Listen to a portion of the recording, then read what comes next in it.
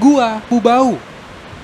Terletak di Dusun Asaan, Desa Kadinge, Kecamatan Baraka, Kabupaten Nrekang, Sulawesi Selatan.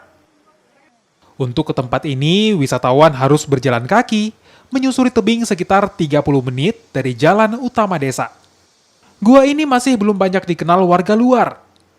Alhasil, hanya wisatawan lokal yang kerap datang dan menikmati pesona gua yang juga dikenal dengan nama Wailambun itu.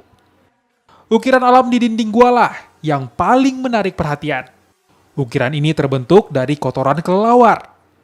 Ini pula lah alasan gua ini diberikan nama Bubau, yang dalam bahasa setempat diartikan gua yang menimbulkan aroma tidak sedap.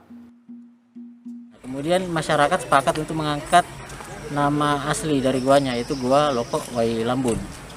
Nah, Loko Wailambun sendiri, nama ini sendiri diambil dari pertemuan antara air yang ada di dalam gua.